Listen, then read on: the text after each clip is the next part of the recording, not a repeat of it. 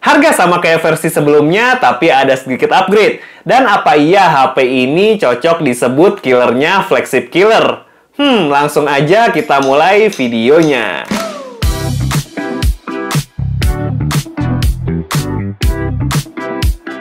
Yo, what's up guys? Gue Dendi, dan ini adalah Poco F4. HP yang udah 2 mingguan ini baru gue sempet pakai. Tapi sebenarnya nggak butuh waktu lama sih buat review HP ini karena speknya mirip banget sama Poco F3 yang menurut kita jadi salah satu HP terbaik di kelas 5 jutaan. Buat Poco F4 ini dibanderol dengan harga 5,199 juta rupiah untuk versi 6128GB dan 5,699 juta rupiah untuk versi 8256GB.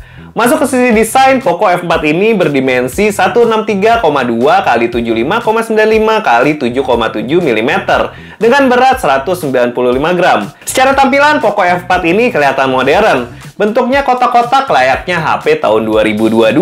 Material back covernya kaca dengan finishing glossy untuk warna night black-nya. Bump kamera di sisi kiri atasnya berbentuk kotak yang terdapat 3 sensor kamera. Dan menurut kita, desain seperti ini malah kelihatan kurang bagus ya. Satu bump kamera kecil gini terlalu penuh buat diisi 3 sensor kamera. Tapi buat yang suka bentuk simple, harusnya sih suka ya dengan bentuk bump kamera kayak gini. Juga terdapat flashlight dan ada tulisan spek kamera di bawahnya. Di sisi kanannya terdapat tombol power yang merangkap sebagai fingerprint reader, yang kemampuan membaca sidik jarinya cukup kenceng. Dan ada tombol volume up dan volume down. Di sisi atas terdapat mic, speaker, dan ada IR blaster. Di sisi kiri polos nggak ada apa-apa. Dan di sisi bawah terdapat SIM tray dual SIM tanpa support micro SD. Ada lubang mic, port Type-C, dan ada speaker lagi. Berarti speakernya ini bersistem stereo ya. Untuk kualitas audionya cukup bagus. Speaker atas dan speaker bawah sama kencengnya. Tapi kita ngerasa keluaran speakernya ini berasa kurang mahal ya. Suaranya flat cenderung kecempreng. Bassnya dikit banget.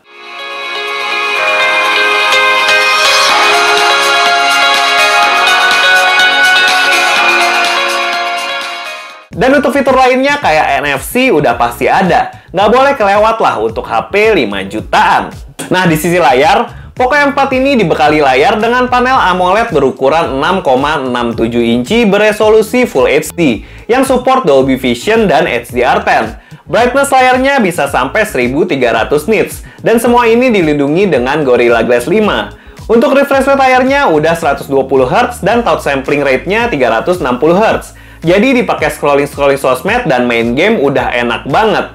Dan di sini udah ada pilihan agar layarnya bisa manteng di 120 Hz atau bisa kita setting di auto. Jadi refresh rate-nya bisa nyesuaiin dengan aplikasi apa yang kita lagi buka, biar baterainya jadi lebih irit. Overall, kualitas layarnya udah cakep. Enak banget dipakai buat nonton ataupun main game. Tapi come on Poco, bisalah ngasih fingerprint reader di dalam layar. Kayak merek sebelah yang harganya sama, tapi mereka udah berani pakai fingerprint reader di dalam layar. Biar kelihatan lebih canggih gitu. Nah, dari sisi performa, Poco F4 ini memakai SoC yang sama dari Poco F3, yaitu Snapdragon 870 5G, yang mempunyai fabrikasi 7 nanometer, dan memakai GPU Adreno 650. Buat dipakai daily, performanya lancar banget. Sampai-sampai gue bingung buat bilang ke kalian kekurangannya apa. Karena di sisi ini racikan Poco udah perfect banget. Dan begitupun untuk gaming. Kita rasa Snapdragon 870 ini SoC paling maksimal sampai saat ini ya. Nggak perlu Snapdragon 888 atau 8 Plus Gen 1. Snapdragon 870 ini udah bisa rata kanan hampir di semua game. Main Mobile Legends?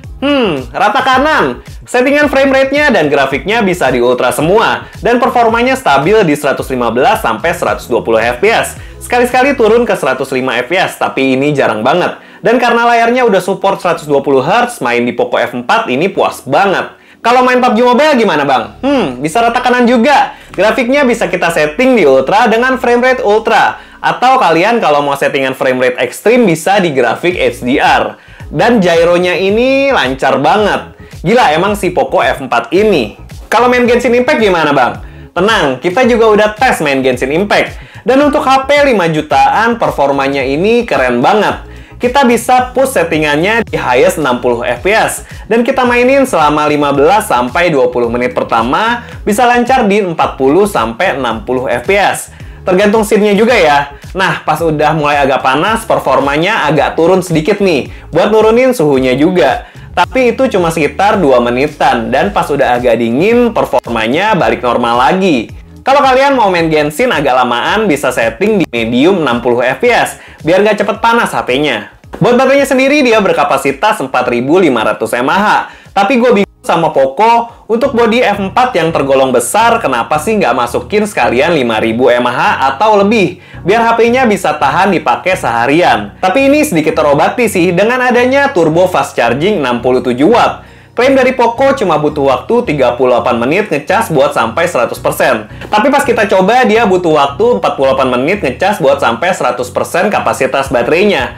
Buat gue nggak masalah sih, karena 48 menit udah cepet banget. Nah, kalian bisa lihat diagram ini untuk tahu charging speed Poco F4 yang udah kita tes. Untuk software, sampai saat video ini dibuat, Poco F4 masih pakai Android 12 berbasis MIUI 13.0.5 for Poco. Dimana versi ini dipakainya udah lumayan enak ya. Banyak fitur walaupun masih ada iklan. Tapi minim kok iklannya di Poco F4 ini, jadi nggak begitu ganggu. Dan terakhir kita bahas kameranya. Poco F4 ini dibekali setup triple kamera dengan kamera utama beresolusi 64 megapiksel, ultrawide-nya 8 megapiksel dan makronya 2 megapiksel. Untuk kamera utama, Poco F4 ini dibekali fitur kelas flagship ya, yaitu OIS atau Optical Image Stabilization. Ini jadi salah satu fitur yang di-upgrade dari versi sebelumnya. Sedangkan buat kamera depannya, Poco F4 ini dibekali kamera beresolusi 20 megapiksel. Buat hasil fotonya, overall kita lumayan suka ya. Bisa menangkap gambar yang lumayan bagus buat diposting di sosmed. Dynamic range-nya luas, detail gambarnya lumayan oke, dan warnanya nggak oversaturated. Cocok banget buat kalian yang suka ngedit-ngedit foto, jadi nggak begitu susah buat diedit karena hasil fotonya yang kelihatan natural.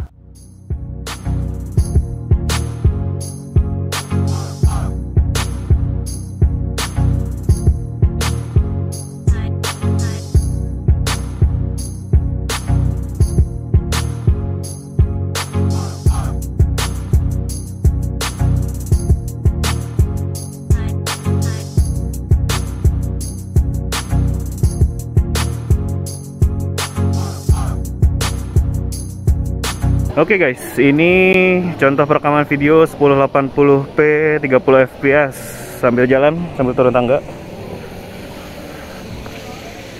Gimana videonya? Ini kita nggak bisa ganti-ganti kamera ya, jadi mesti matiin dulu rekamannya baru ganti kamera. Oke, ini 1080 30 fps, kita ke 60 fps. Oke, ini 1080p 60 fps di Poco F4. Sambil jalan, yang gue lihat warnanya sih agak lebih hijau ya. Pohon ini nih agak lebih hijau daripada yang gue lihat. Yang gue lihat agak kuning. Tapi overall 60 fps nya oke. Ini bisa sampai 4K 60 fps. Oke, ini perekaman video 4K 30 fps pada Poco F4. Sambil naik tangga sambil jalan. Oke, rame banget. Oke, gimana?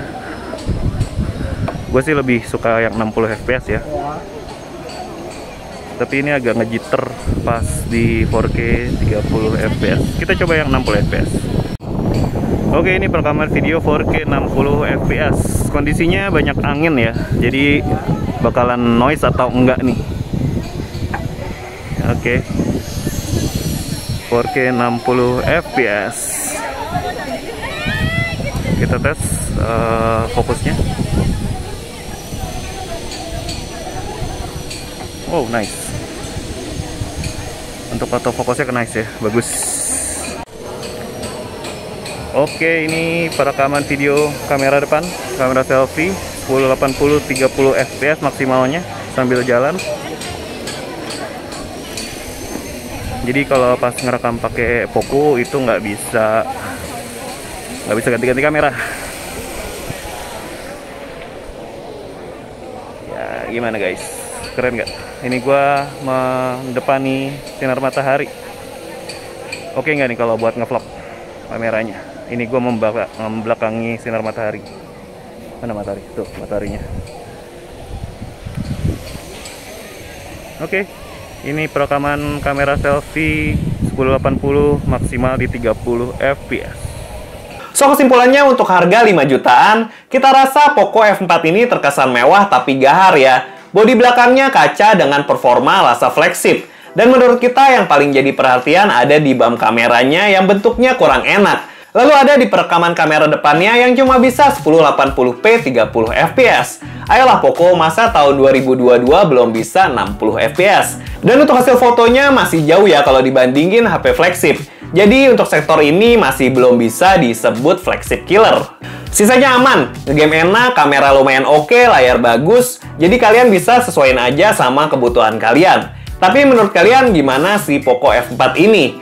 Yuk diskusi bareng di kolom komentar di bawah ya. Dan seperti biasa, jika kalian ngerasa video ini bermanfaat, ayo dong bantu like video ini dan subscribe channel ini. Jangan lupa juga buat nyalain loncengnya agar gak ketinggalan video review dan news terbaru dari kita. Dendi pamit dan have a nice day.